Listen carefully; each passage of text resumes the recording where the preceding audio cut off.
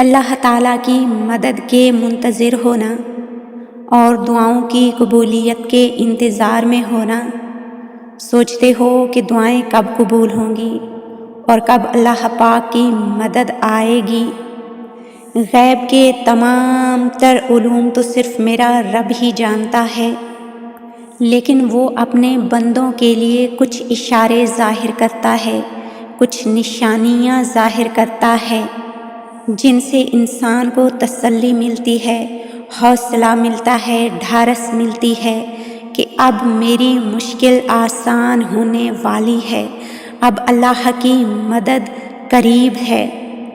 اللہ تعالیٰ قرآن پاک میں فرماتا ہے، اور اگر اللہ تم کو کوئی سختی پہنچائے تو اس کے سوا اس کو کوئی دور کرنے والا نہیں، اور اگر نعمت و راحت عطا کرے تو کوئی اس کو روکنے والا نہیں، وہ ہر چیز پر قادر ہے۔ بے شک ہم ہر لمحہ اللہ پاک کی مدد ہی کے محتاج ہیں، اور وہ ہر لمحہ ہماری مدد کرتا ہے۔ ہر سانس جو ہم لے رہے ہیں وہ اللہ کی مرضی سے، اللہ کی مدد سے لے رہے ہیں۔ پتہ ہے اللہ پاک اپنی مدد کیسے بھیجتا ہے؟ جب تم بہت زیادہ دکھی ہوتے ہو، جب تم پریشان ہوتے ہو، تمہیں کوئی کندھا، کوئی سہارا، کوئی تسلی کہیں سے بھی نہیں مل رہی ہوتی، اور پھر اچانک سے تمہارے سامنے قرآن کی کوئی آیت آ جاتی ہے جس میں تمہیں تمہارے حالات کے مطابق تسلی دی جا رہی ہوتی ہے، تو مان لیا کرو پورے ایمان کے ساتھ، پورے یقین کے ساتھ، محبت کے ساتھ کہ وہ بات اپنی تمام تر سچائی اور روشنی کے ساتھ تمہارے پاس بھیجی گئی ہے۔ اسے ماننے میں شک کا مظاہرہ نہ کیا کرو، نہ اتفاق سمجھا کرو، کیونکہ ہر کام اللہ تعالیٰ کے حکم سے ہوتا ہے۔ ایمان والوں کی زندگی میں اتفاق نام کی کوئی چیز ہی نہیں ہوتی، بلکہ ہر چیز تمہارے رب کے حکم سے ہو رہی ہوتی ہے۔ تمہارا رب کہے کہ وہ قریب ہے اور وہی بے قرار کی دعا سنتا ہے تو مان لیا کرو۔ اگر وہ کہے کہ مشکل کے ساتھ آسانی ہے تو مان لیا کرو، کیونکہ رب کی ہر بات سچی ہے، اور اللہ تعالیٰ قرآن مجید میں فرماتا ہے، اور اللہ کی بات سے زیادہ سچی بات کس کی ہو سکتی ہے؟ اللہ پاک جب تمہارے لیے اپنی مدد بھیجنے والا ہوگا تو تمہیں اپنی لا ریب و بے عیب کتاب قرآن پاک کی طرف متوجہ فرمائے گا، جہاں تمہارے ہر دکھ درد کی دوا موجود ہے۔ قرآن پاک ایسی لا ریب و بے عیب کتاب جہاں اللہ تعالیٰ خود اپنے بندے سے مخاطب ہے۔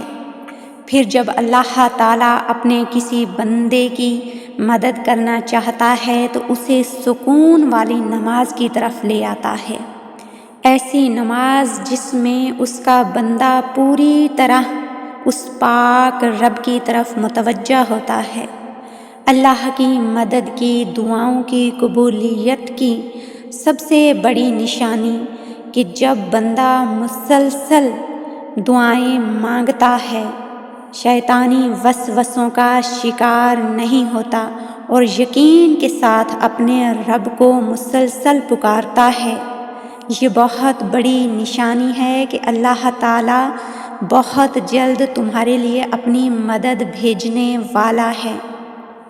اللہ کا کوئی بندہ جب مشکل ترین حالات میں، مایوس کن لمحات میں اپنے رب کے ساتھ جڑا رہتا ہے اور توکل کے ساتھ اپنے رب کو پکارتا ہے اور اللہ کی دی ہوئی آزمائش پر صبر کرتا ہے، بے صبری کا مظاہرہ نہیں کرتا، جب غم کی شدت اس قدر بڑھ جاتی ہے کہ بندہ کہتا ہے اب میں مزید برداشت نہیں کر پاؤں گا، جیسے جیسے وہ پاک رب اپنے بندے کی آزمائش بڑھاتا ہے تو ساتھ ساتھ وہ اپنے بندے کی برداشت کی طاقت کو بھی بڑھا دیتا ہے۔ ایسے حالات میں اللہ تعالیٰ کی مدد کی ایک اور بہت بڑی نشانی، جب تم صبر کرتے کرتے تھکنے لگو، جب تم ہر طرح سے اپنے رب کو پکار لو، جب تم ہر طرح کا ورد وظیفہ کر چکو اور اپنی تمام تر ذہنی و جسمانی کوششیں کر کے بھی اپنی منزل تک نہ پہنچ پاؤ، تو پھر اچانک اللہ تعالیٰ تمہارے دل میں ایک خیال ڈالتا ہے۔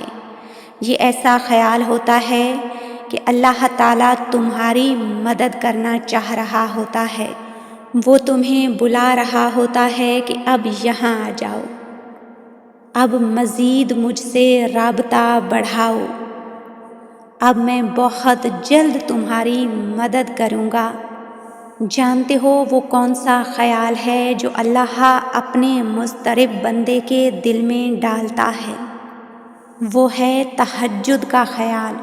جب بھی تمہارے ذہن میں، تمہارے دل میں تہجد کا خیال آئے تو دیر مت کرنا، اپنے آپ کو نماز تہجد کے لیے تیار کر لینا۔ یاد رکھو، نماز تہجد کا خیال اللہ تعالیٰ عام بندوں کے دل میں نہیں ڈالتا، وہ اپنے بہت ہی خاص بندوں کے دل میں تہجد کا خیال ڈالتا ہے۔ جب تم تہجد تک پہنچ جاؤ تو سمجھ لینا تم کن فیکون تک پہنچ گئے ہو۔ اللہ تعالیٰ بہت جلد تمہاری مانگی دعاؤں پر اپنا کن فرما کے تمہاری منتظر آنکھوں کو فیکون کے جلوے دکھائے گا۔ جانتے ہو تہجد کا بلاوا عرش سے آتا ہے، جب ساری دنیا گہری نیند سو رہی ہوتی ہے، اس وقت عرش سے ایک آذان ہوتی ہے، ساتویں آسمان سے ایک آذان ہوتی ہے جو فرش پر سوئے ہوئے اللہ کے خاص بندوں کی سماعتوں سے ٹکراتی ہے اور وہ نماز تہجد کے لیے اٹھ کھڑے ہوتے ہیں۔ بس جب تمہارے دل میں نماز تہجد کا شوق پیدا ہونے لگے تو سمجھ جانا اللہ کی طرف سے ایک نشانی ہے کہ وہ بہت جلد اپنی مدد تمہارے لیے بھیجنے والا ہے۔ دعا ہے اس پاک پروردگار سے کہ جس کی صفت یہ ہے کہ وہ خاموشیوں کو بھی سن لیتا ہے، وہ تمام غم زدہ لوگوں کے غموں کو اپنی رحمت خاص سے خوشیوں میں بدل دے۔ آمین یا رب العالمین۔